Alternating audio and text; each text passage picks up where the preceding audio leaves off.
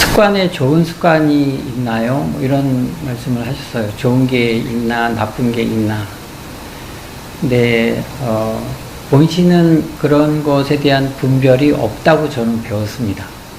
하지만 저희가 이제 욕계라는 감각으로 인해서 저희가 옳고 그름을, 좋고 나쁨을 판단하는 세상에 살고 있거든요. 저희는 이제 3개의 테두리 안에서 욕계, 색계, 무색계 안에서 벗어날 수 없다고 해요. 그리고 그 안에서 이제 6가지의 어떤 몸을 받아서 형태로 나타나는 존재로서 윤회를 한다고 하죠. 그래서 이제 저희가 배우는 용어로는 육도 윤회라고 해요. 근데 그 육도 윤회에서 벗어날 수 없는 것이 아까 아침에 그 질문을 던진 그 근본 이유가 되겠네요. 왜냐면 그 습관이라는 습이라는 그 자체가 과연 현실에 우리가 태어나서 어렸을 때의 기억을 더듬어서 성장하면서 그게 교육적인 배경이건 아니면 집안의 어떤 내력이건 아니면 사회의 풍습이건 간에 우리가 인연으로 맺어진 관계에서 반복되어지는 것이거든요. 근데 부처님 가르침에는 현세가 존재하듯이 현세에 태어나기 이전 생이 있으니까 과거세가 있는 거잖아요. 전생. 그리고 그 전생이 딱 한 번이 아니라 많은 횟수를 거듭해서 태어났다라고 저희가 알고 있기 때문에 그걸 다겁생이라고 그래요. 그리고 그 생이 과거와 현재에서 딱 끊어지는 게 아니라 이어지는 거니까 돌아오는 생이 있는 거죠. 내생이라 그러죠. 우리가 지금의 인연이 다 해서 다음 생을 기약하게 되는, 그래서 과거 전생부터 현세에 이르기까지의 내 습관이 업이 되는 거예요. 이 업은 물론 보이는 것도 있고 만져지는 것도 있고 들리는 것도 있지만 없어지지 않아요. 전에 한번 제가 여기 초파일 땐가 초청을 받아서 법문을 할 때 한번 언급한 적이 있는데, 왜냐하면은 그때 그 초파일 행사에 10여 세 되는 한 학생이 바이올린을 켜서 음성 공양을 한 적이 있어요. 그런 것들을 견주어서 한번 얘기를 했던 걸로 기억하는데, 볼프강 아마데우스 모차르트가 그 아버지와 함께 왕궁에 초대되어서 간 적이 있죠. 역사적으로 이제 그런 위인전을 본 적이 있어요. 근데 그때 5살 나이였는데 궁중 악사가, 우리나라로 치면 왕이 피로연을 열었는데, 잔치를 열었는데 음악을 연주하는 사람이 피아노를 연주했는데 그게 굉장히 잘 연주를 했을 거 아닙니까? 근데 그 악사가 잠깐 자리를 비운 사이에 볼프강 아마데우스 모차르트가 그 자리에 가서, 철이 없었으니까 듣기 좋은 음악을 듣고 그 자리에서 바로 똑같이 연주를 했다는 거예요. 이거를 이제 다른 종교에서는 뭐 달란트나 탤런트라고 어떤 절대자가 내려준 재능이다, 선물이다, 이렇게 표현을 하기도 하잖아요. 그런 것처럼 예를 든 거지만 그림을 그린다든지 음악을 한다든지 타인이 추정을 불허할 정도로, 상상할 수 없을 정도로 뛰어난 재주, 능력을 갖고 있는 분들, 기술을 갖고 있는 분들이 많아요. 공부를 잘하는 분들도 있잖아요. 이것들이 5살 아이가 배워서 했을까요? 이거는 과거에서 뭔가 익혀온 그 습이 있어서예요. 그리고 그거를 좋아하는 그 습이 반복돼서 나에게 업식으로 내재되어 있는 거라고 할 수 있어요. 근데 이런 재주가 긍정적인 부분도 있기는 하지만 반대로 안 좋은 경우도 있죠.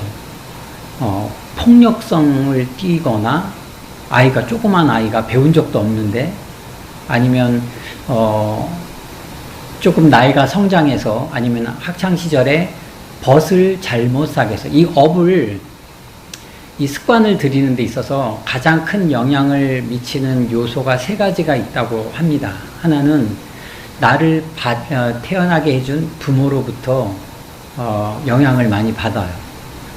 왜냐하면 중음이 되었을 때 저희가 삶을 마감하고 이제 생을 마감해서 영가가 되었을 때 그 존재를 저희는 중음이라고 하는데, 그 중음 역시도 업식을 가지고 있거든요. 육신은 이제 소멸되고 이 자리에 없지만 그 업식이 다음 생을 기약할 때 이 업을 따라가기 때문에 그 업과 맞는 부모를 선택을 한다고 해요.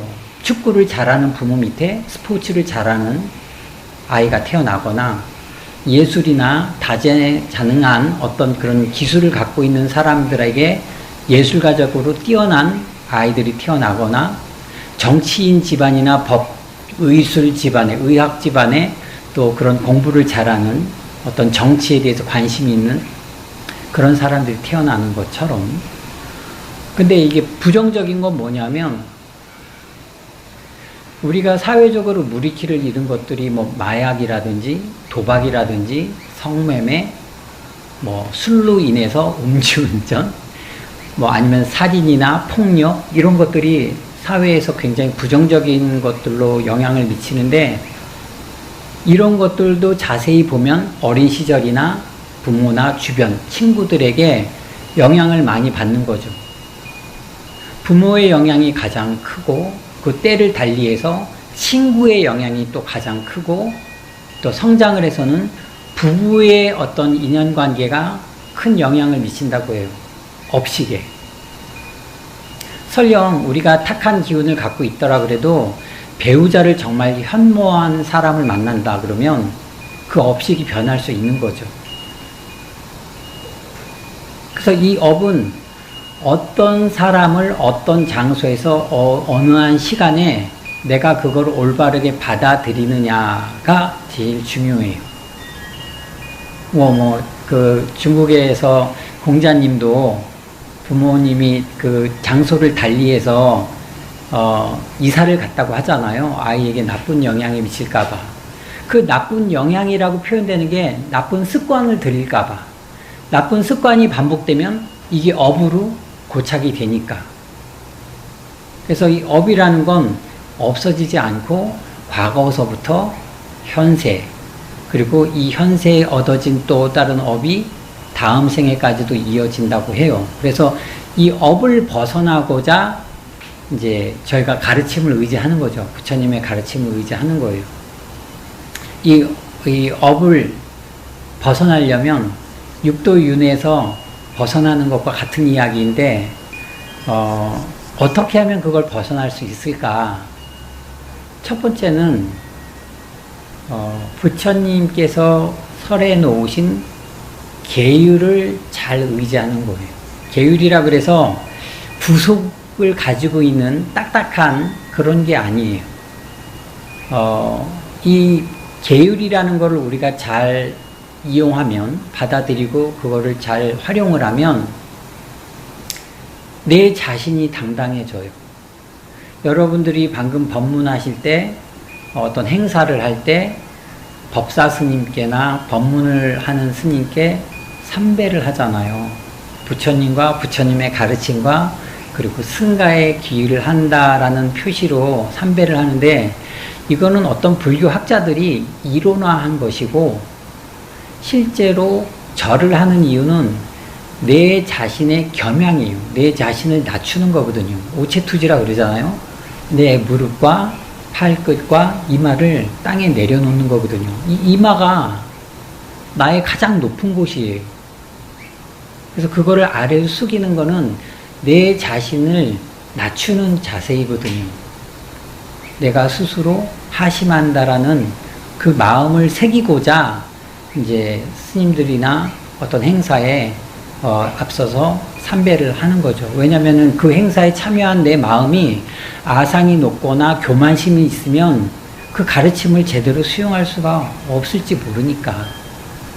그리고 그거를 받아들이는 승가의 일원인 저희들도 부끄럽지 않게, 왜냐하면 이게 업과 관련된 거니까.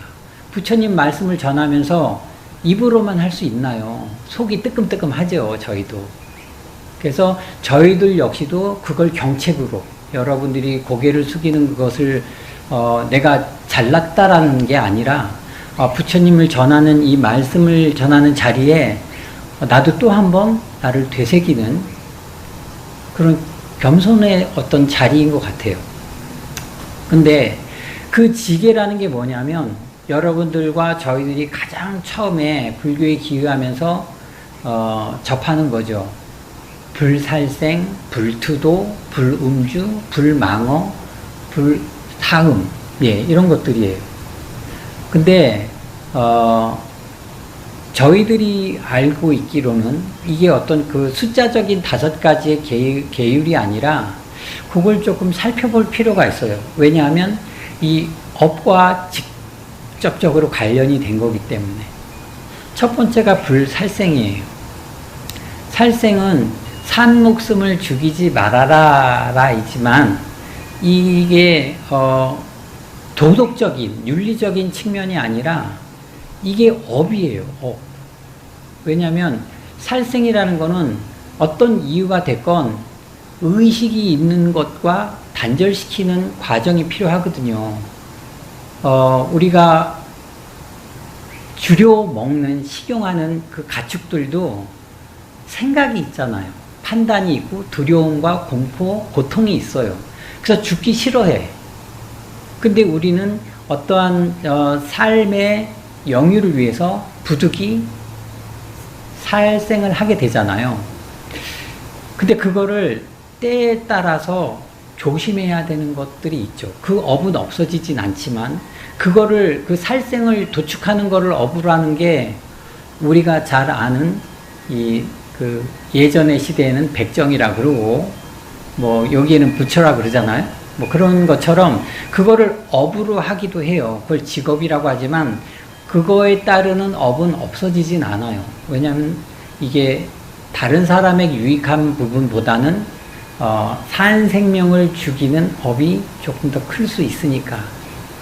어부도 마찬가지죠. 어업에 종사하는 사람들도. 그래서 그걸 감안하지만 이런 것들이 있어요. 여러분들 잘 아시겠지만 선녀와 나무꾼 뭐 이런 것. 저희가 업을 짓지만 제가 지나가는 길에 사슴 한 마리가 뛰어왔다고 하죠. 근데 사슴이 저에게 살려달라는 의사표현을 했어요. 그러니까 보니까 저기서 누가 막 쫓아와는 게 보여. 그러면 얘가 죽겠구나. 그러니까 너 이쪽으로 도망가 했습니다. 살려준 거죠. 근데 사냥꾼이 와서 사슴이 어디로 갔는지 물어본다면 그 두 번째 불망어죄에 걸리잖아요. 거짓말하지 말라라 그랬는데. 그래서 이쪽으로 갔어요. 이렇게 되면 이 사슴도 죽고 사슴을 죽이는 업을 이 사냥꾼에게 만드는 역할을 내가 한단 말이죠. 그럼 이 사슴이 저도 원망할 것이며 사냥꾼도 원망하면서 죽을 거예요. 하지만 내가 선의로서 거짓말을 해서 이쪽으로 갔다라고 하면 그거는 산 생명, 방생을 하는 거죠. 생명을 살리기도 하고 사냥꾼에게 이 선업을 지을 만한, 그러니까 사슴이라는 게 다른 동물들에게 해를 끼치는 존재는 아니잖아요. 왜냐면 채식을 하니까 주로. 그러니까 이 사냥꾼의 생활을 빌리자면 포식자를 죽여서 사냥꾼의 역할을 하는 게 맞다. 사슴은 놓칠지언정 뭐 범을 잡든지 늑대를 잡든지 조금 더 업이 지중한 동물을 잡는다 그러면 그로 인한 피해, 마을 사람들의 피해를 접을 수도 있으니까 차라리 사냥꾼에게 사슴은 놓칠지언정 다른 살생을 유도하는 게 어쩌면 나을지도 모르겠어요. 그래서 사냥꾼에게는 지금의 이 살생 과보를 면하게 해줄 수도 있는 거죠. 좀 수고스러움은 따를 수 있겠지만 그렇다 그러면 제가 비록 거짓말한 업은 남더라도 사냥꾼이 다른 생명이나 아니면 사슴이 이 축생부를 받기는 했지만 선하게 태어난, 선한 모습으로 태어난 이에게 방생을 한 그 공덕으로 제가 이 업을 무언가로는 받겠지만, 이건 금강경에 나오는 거예요. 내가 큰 업을 받을지는 모르지만 오늘 지은 선업의 무게로 인해서, 선공덕으로 인해서 타인에게 귀에 거슬리는 비난을 받는 것으로 대신할 수도 있고, 크게 다칠 거를 좀 적게 다칠 수도 있고, 죽음으로 면할 거를 다른 걸로 대신할 수도 있고, 이런 것들이 과보라는 거예요. 근데 이 업에 대한 결과, 과보는 없앨 수가 없어요. 그래서 비록 거짓말을 하지만 좋은 인연들을 짓기 위한 거라면 이 계율을 잘 알고 범하거나 그치거나 할 줄 알아야 된다는 거예요. 이걸 이제 지범계차라고 하더라고요. 그러니까 범하고 말 것을 잘 알아야 된다. 계차라 그러죠. 열고 닫을 줄을 잘 알아야 된다는 거죠. 그래서 때로는 거짓말이 유용하게 쓰일 때가 있어요. 사람들이 많은 곳에서 아이가 울고 그러면 아빠 곧 오신다 라고 달랠 수도 있는 거죠. 엄마 곧 올 거야. 언제 올지 모르는데. 이런 것처럼 순간에 우리가 어떤 판단으로 인해서 많은 사람에게 유익을 줄 수 있다 그러면 비록 망어이지만 선업으로서 그걸 조금 더 덮을 수 있지 않나. 그건 이제 지계라 부르는 거고, 또 하나는 저희들이 살아가면서 그 계율이라는 걸 많이 짓지만 방금 말씀드린 것처럼 거짓말 중에도 몇 가지 세분되는 게 있어요. 이렇게 없는 말을 꾸며도 하기도 하고, 이간을 시키기도 하고, 이제 이 사회에서 조금 많이 사용되는 거지만 욕이나 상처 주는 말, 이런 말들을 많이 하잖아요. 이런 것도 구업이에요. 이것도 자꾸 하면 업이 돼. 반복적으로. 술도 마찬가지인 거죠. 술이 뭐 어느 지역, 어느 시대에 없는 곳이 있겠습니까? 이게 그 사회생활에서 필요한 부분이라고는 하지만 과음이나 폭음을 하면 이성을 놓게 되잖아요. 그래서 많은 악업을 만들어요.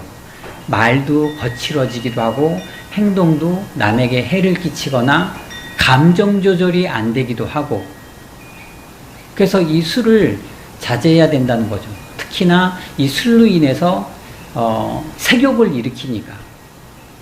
아까 그 업에 대해서 말씀드리면 이 말이나 거짓말 아니면 폭력성, 술, 이 성적인 것, 이거 전부 다 업의 발로예요.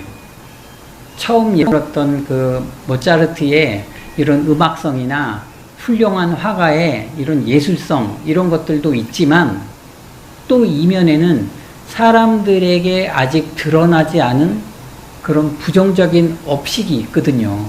도박이나 매춘이나 폭력성이 있거나, 결혼 전에는 몰랐는데 결혼하고 났더니 이 남자가 주사가 심해. 뭐 술만 먹고 오면 아이들이나 부인을 때리고 소리 지르고 던지고, 이건 연애할 때 잘 모르는 것들이잖아요. 이건 업식이 일어나는 거예요. 겉은 멀쩡한데 회사도 번듯하게 다니고 집이도 있고, 근데 이 사람이 도박을 그리 좋아하네. 빚내가지고 도박하고, 주식에 뭐 정도 이상으로, 말은 투자지만 투기죠.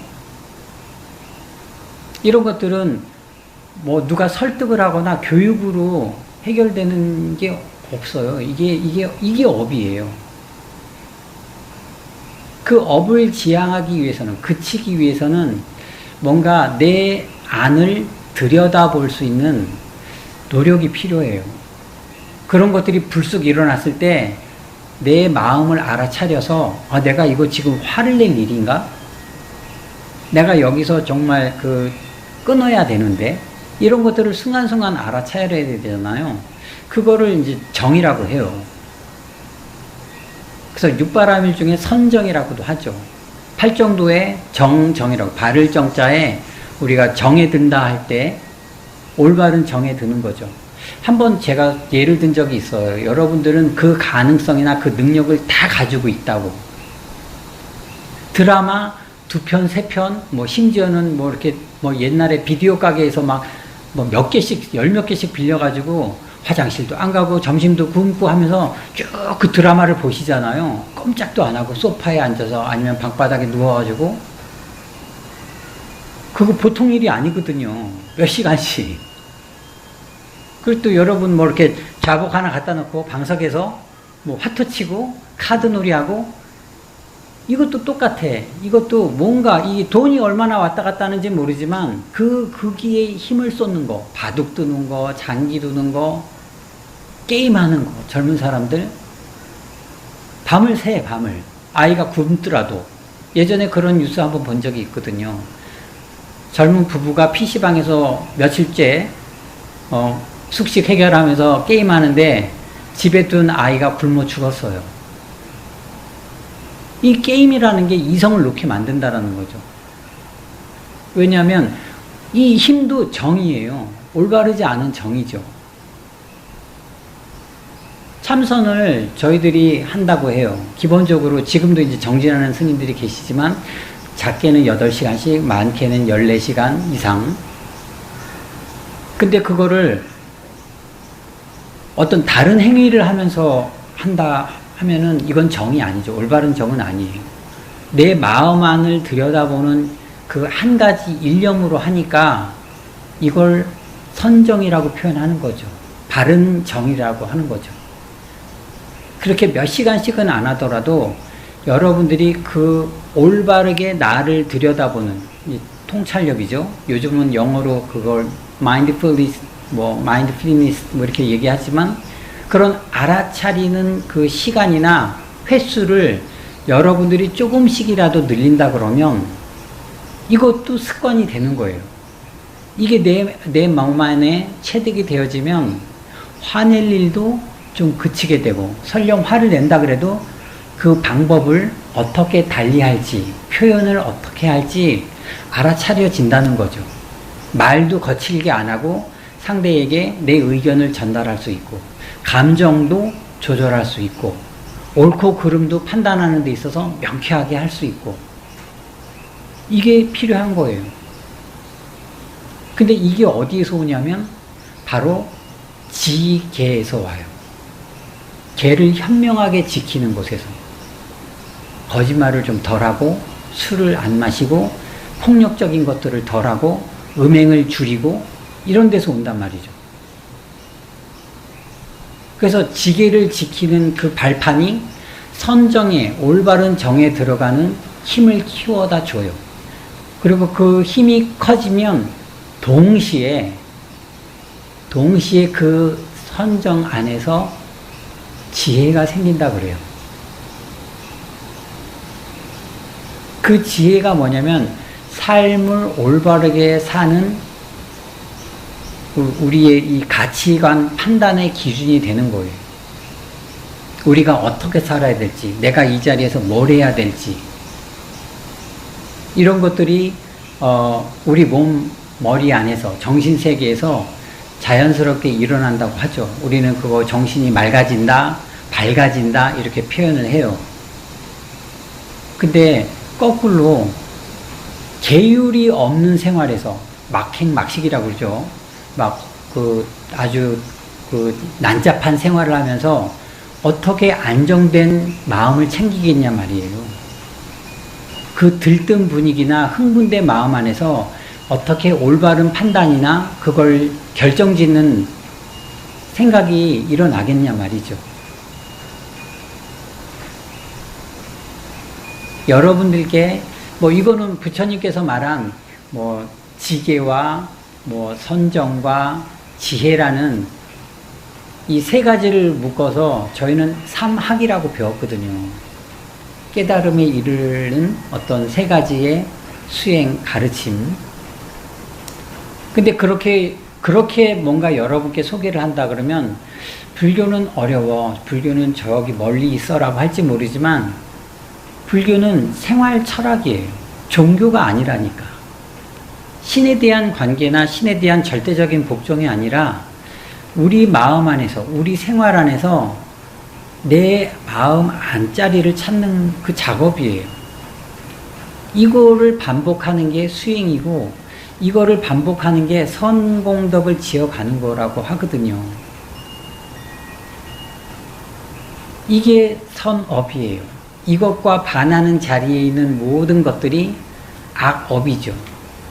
그래서 습관을 들이는 거에는 옳고 그름은 없지만 우리가 그걸 받아들여서 어떻게 그걸 활용하느냐가 선업이냐 악업이냐, 선과이냐 악과이냐, 우리가 삼선도에 태어나느냐 악도에 태어나느냐. 삼선도 아까 육도라고 얘기를 했는데, 이런 선업을 잘 쌓으면 아수라의 세계나 아니면 사람의 몸을 받거나 천상이 난다 그래요. 아니면 악업을 많이 짓게 되면 아까 사슴 얘기를 했지만 축생보를 받거나 아니면 아비, 고통스럽게 죽은 귀신이 되거나 이제 지옥세계에 떨어진다고 해요. 이 범위 안에서 우리가 벗어나지 못한다고 하는데, 이 밝은 지혜, 계율을 통해서 올바른 선정에 들어서 밝은 지혜를 궁극적으로 요달하게 되면은 이 윤회에서 벗어난다고 하죠. 저희가 진정으로 찾는 행복이 금전이나 명예나 권력이나 얻고자 하는 것을 얻는 데서 일시적인 기쁨을 얻는 걸 행복이라고 하지 않고, 이 육도를 벗어난 그 지기를, 그 자리를 우리는 진정한 행복이라고 생각하고 있거든요.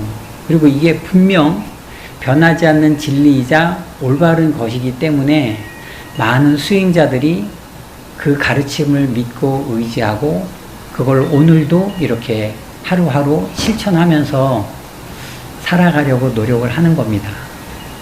근데 이게 너무 좋은 거다 보니까 저만 아니면은 승가에서만 하는 게 아니라 이거를 좀 많은 사람들께 권해드리고 싶은 거죠.